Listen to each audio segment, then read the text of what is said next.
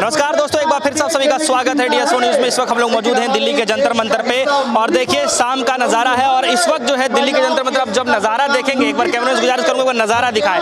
देखिए इस बार जो है पब्लिक ही पब्लिक जो है यहाँ पर, जिधर देखिए उधर सिर्फ पब्लिक ही पब्लिक है। मणिपुर पर हो रही हिंसा और महिलाओं पर हो रहे अत्याचार के खिलाफ विरोध प्रदर्शन किया जा रहा है, यानी सड़क से लेकर के संसद तक एक ही आवाज़ सिर्फ मणिपुर को लेकर के। जी हाँ, हमारे साथ खास मेहमान मौजूद हैं, उनसे बातचीत करेंगे मणिपुर के हालात को देखते हुए। सबसे पहले सर मेरा सवाल है मणिपुर को लेकर के कि आप मणिपुर को लेकर के क्या देखते हैं, कैसे देखते हैं पूरे घटना को? देखिए मेरा सवाल ये कि मणिपुर में शुभम ने क्या देखता है, ये सवाल ही नहीं है। सवाल ये है कि जब मणिपुर के ऊपर यूरोपीय संसद ने भारत के खिलाफ प्रस्ताव पेश किया तब भारत में इसकी छवि क्या बनी, विदेश में इसकी छवि क्या बनी।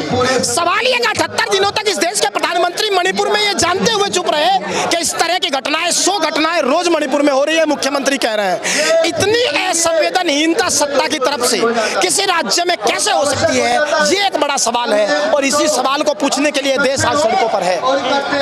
मोदी जी भी आकर के बोलते हैं कि हृदय पीड़ा सब भरा हुआ है और कोई भी अपराधी बख्शा नहीं जाएगा। सर इसको लेकर क्या? देखिए 78 दिन बाद मोदी जी बोले, कब बोले? जब इतनी भयानक वीडियो का सच इस देश ने देख लिया कि वहां हो क्या रहा है, तो प्रधानमंत्री मजबूरी में बोले और 78 दिन बाद बोले, फिर भी 78 सेकंड नहीं बोल पाए, 36 सेकंड बोले और उसमें भी 3 बार राजस्थान, छत्तीसगढ़ और तमाम कांग्रेस शासित राज्य का जिक्र कर दिया। सवाल यह है कि देश के प्रधानमंत्री को क्या मणिपुर इतनी दूर है कि एक ऐसा प्रधानमंत्री जो भारत के उत्तरी छोर से दक्षिणी छोर तक, पश्चिमी छोर से पूर्वी छोर तक रोज 8 रैलियां कर सकता हो, क्या वो मणिपुर तक नहीं जा सकते थे? क्या उनकी ये व्यक्तिगत नैतिकता के जरिए जिम्मेदारी नहीं थी कि वो वहां जाकर के कम से कम शांति बहाली की बात करें? इस देश में दिल्ली की सरकार को आधी रात अध्यादेश पेश करके सुप्रीम कोर्ट तलक का फैसला पलट दिया गया और सरकार को शक्तिहीन कर दिया गया। क्या मणिपुर के मुख्यमंत्री को पद से हटाना नहीं चाहिए था? क्या इस्तीफा दे रहे थे? अरे इस्तीफा दे नहीं रहे थे, इस्तीफा देने का नाटक कर रहे थे। इस्तीफा दे रहे होते तो यही देते। देना और नाटक करना दो अलग अलग बातें हैं। अमित शाह जी गए थे मणिपुर, अमित शाह जी गए थे, जाकर के कहा कि हथियार लौटा दीजिए पुलिस को। इससे बड़ी मजबूर पुलिस इस दुनिया में नजर आएगी कि देश का गृह मंत्री जिसके जरिए पुलिस को वहां काम करना था, पैरामिलिट्री फोर्स को काम करना था, उसको गुहार लगानी पड़ रही है कि जो हथियार आपने पुलिस से लूटे उन्हें लौटा दीजिए। उससे क्या फायदा हुआ? सवाल ये है कि प्रधानमंत्री वहां क्यों नहीं गए, कौन सी मजबूरी थी? और दूसरी बड़ी बात, 2017 में प्रधानमंत्री जी अपना ही ट्वीट पढ़ लें कि मणिपुर में जो शांति बहाली नहीं कर सकते उन्हें शासन करने का अधिकार नहीं है। अगर 2017 में अधिकार नहीं था, 2023 में अधिकार किसने दिया? ये सवाल है। देखिए इस वक्त जो है विपक्ष लगातार मांग कर रहा है कि मणिपुर पे चर्चा हो, लेकिन सवाल ये है कि मोदी जी जो है इंडिया को लेकर के बोल रहे हैं, ईस्ट इंडिया कंपनी से जोड़ रहे हैं, इसको आप कैसे देख रहे हैं? देखिए दो बड़ी बातें इसमें हैं। इस देश की सरकार ने एक रास्ता बना लिया, चर्चा तो होगी लेकिन विपक्ष का कोई नेता उस टाइम बाहर अंदर नहीं होगा। संजय सिंह सस्पेंड हो जाएंगे, राहुल गांधी संसद से बाहर हो जाएंगे और तब अकेली ही सरकार प्रवचन पेलेगी। पहली बात। दूसरी बड़ी बात, आपने इंडिया से जुड़ा सवाल पूछा। प्रधानमंत्री ने आज कहा कि ये तो ईस्ट इंडिया कंपनी में भी इंडिया था। अरे आप अपनी राजनीति के लिए इंडिया शब्द के सम्मान को दांव पर लगा देंगे, आप एक दलाल कंपनी का पर्यायवाची इस देश के नाम पर चस्पा कर देंगे, इसलिए क्योंकि आपको अपनी राजनीति साधनी है। इंडिया अमूल्य है, इंडिया शान है, इंडिया चमक है, इंडिया मान है, इंडिया गुमान है। और अगर आपको लगता है कि आप अपनी राजनीति साधने के जरिए तमाम धार्मिक एंगल इंडिया को देने लगेंगे, किस तरह की बातें आज संसद में हो रही थी, देश सुन रहा था। ईस्ट इंडिया कंपनी क्या भारत की पहचान बनेगी?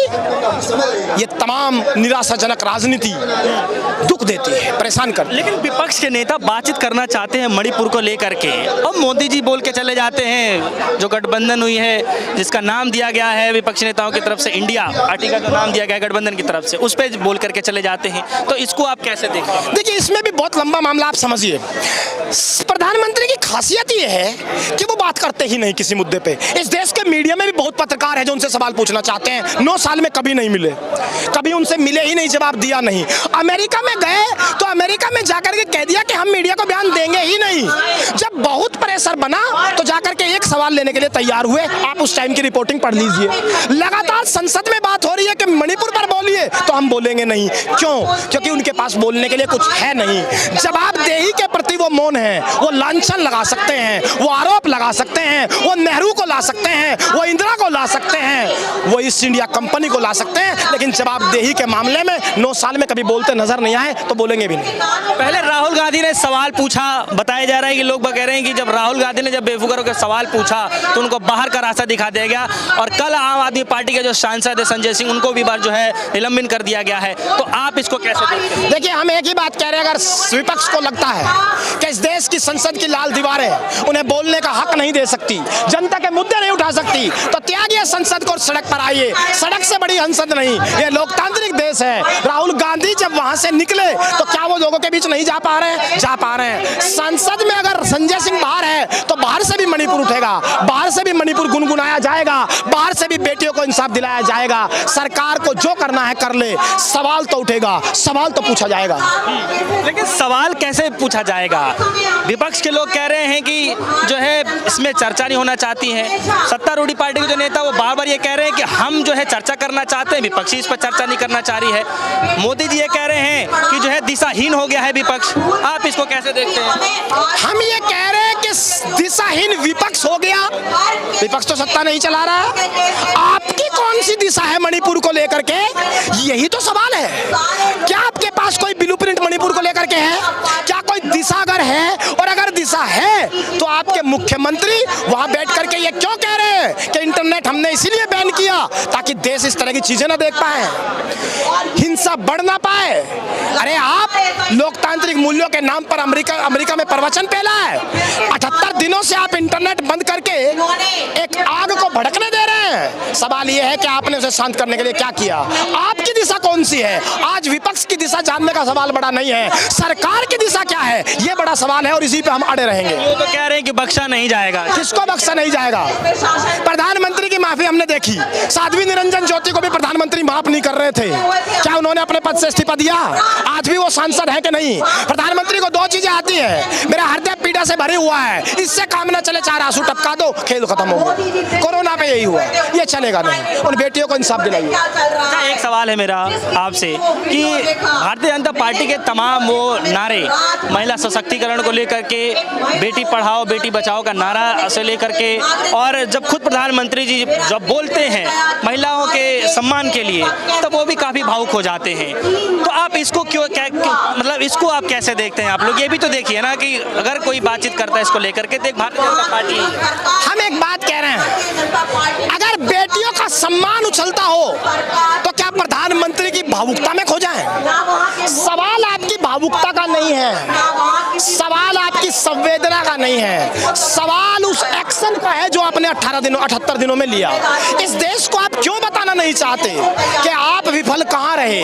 इस देश को बताना क्यों नहीं चाहते कि कौन सी मजबूरी रही कि पुलिस को हथियारबंद भीड़ घेर ले रही है, बेटियों को पुलिस से छुड़ा ले जा रही है, और आप कुछ नहीं कर पा रहे हैं? आपने जब वो वीडियो देखा तो आपके मन में क्या है? मेरे मन में एक ही बात है कि ऐसे देश में जहां रानी लक्ष्मीबाई का झंडा बुलंद रहा हो, भारत माता को फूल चढ़ा करके जहां दिन की शुरुआत होती हो, अगर महिलाओं के साथ ये व्यवहार हो रहा है तो दुनिया में भारत की कौन सी छवि गढ़ी जा रही है?